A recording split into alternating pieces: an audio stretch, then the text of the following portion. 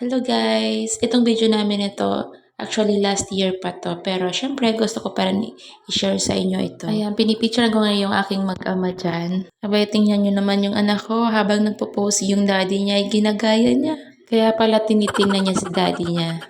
Kung makikita nyo nga dyan guys, sobrang lalaki ng mga bato.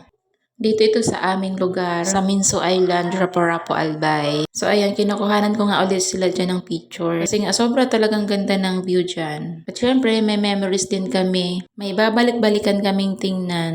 Itong lugar na to tinatawag doon sa amin na Bunayan. Dito daw kasi noong unang panahon, nangingitlog yung mga kawikan, sabi ng mga matatanda sa amin. Habang nga naglalakad kami dyan, abay ako, tuwang-tuwa talaga ako sa pagkukuha ng mga video dyan. Sobrang nakakamiss din naman kasi talaga dito sa lugar namin. Nung pag-uwi nga namin dito, sobrang sinulit talaga namin yung pagkakataon. Minsan lang talaga kami mabigyan ng pagkakataon na umuwi dito. Kaya nung makauwi kami dyan, sinulit talaga namin yung oras namin. Halos araw-araw nga yung mga bata ay nasa dagat. Ang ganda nga ng panahon ng mga oras na yan, kaya sinulit na namin. At habang nga kami ay naglalakad dyan, tinitingnan ko nga yung mga nasa paligid ko. Ang gaganda talaga ng mga view, ang lalaki ng mga bato dyan. Pati itong asawa ko, abay, tuwang-tuwa talaga siya. Kung makikita mo nga naman yan ng personal, sobrang mamamangha ka talaga sa sobrang lalaki ng mga bato dyan. At kung araw-araw ka nga naman nasa dagat, talagang lalakas yung immune system mo. Kaya yung mga bata na laki sa isla, nako, mahirap tablahan talaga ng mga sakit. Kasi batak na batak talaga sila sa init tsaka sa dagat. Ito nga sabi ng kapatid ko habang naglalakad ako, abay ate bilisan mo na, ang bagal mo maglakad. Abay sabi ko wait lang at ako ay nagbibideo ng mga view dito. Sabi ko nga sa kanya, ikay tumayo na dyan at pipicturan kita dyan. Abay sabay pusing naman dyan, tingnan nyo naman, tuwang-tuwa. At kung makikita nyo nga dyan, kami na lang ang naglalakad. Kasi nga yung mga kasama namin, naunahan na kami. Ito nga nilalakad namin yung malalaking bato. Abay, nahihirapan talaga kami sa paglalakad dyan. At ito naman ang mag-ama ko, tingnan nyo naman, nasabi nila, picturean ko daw sila dyan. Ako talaga ang photographer at videographer nila dyan.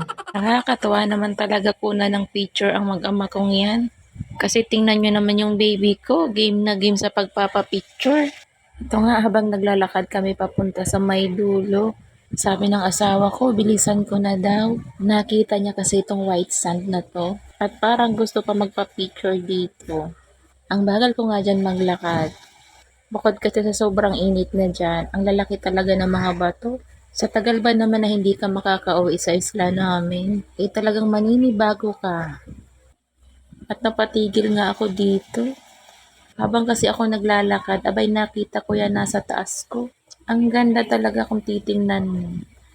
At ito na nga, hinahanap ko na yung asawa ko, yung mag-ama ko. Abay, ayun na pala, nakaready na sila. Naligo ulit sa dagat. Alam nyo ba guys, isa ito sa mga napakagandang view dito sa amin sa Minso. Bukod kasi sa white sand, ang linaw ng dagat dito guys. Wala kang makikitang basura dyan sa may dagat. Habang papalapit nga ako sa mag-ama ko, abay, tingnan nyo naman. Humiga na pala sila dyan sa buhangin. Abay, itong kapatid ko, nagmamadali atang umuwi. Akala ko dire-diretso nang uuwi. Ayan pala, magse-selfie daw siya. At ito na nga yung mag-ama ko, tingnan nyo naman. Feel na feel ng asawa ko yung dagat at buhangin. Ito itong anak ko, abay, tuwang-tuwa. Tingnan nyo naman. Feel na feel niya din yung buhangin. Sobrang relaxing nga naman talaga itong lugar namin. Kung ikay nade-depress, maraming problema, aba, dito ka pumunta. Talaga namang mawawala yung problema mo dito. Marinig mo pala ang yung tunog ng hangin at tunog ng dagat. Plus maganda pa yung tanawin. Talaga naman mawawala yung problema mo dito. Tingnan nyo naman yung asawa ko. Tuwang-tuwa sa pagpo-post. Abay, parang ayaw nyo na umuwi. Tinataas-tas mo pa yung paa mo dyan. Abay, enjoy na enjoy tayo dyan. Abangan nyo guys yung part 2 nitong vlog ko. Hanggang dito na lang muna. Bye! God bless you all!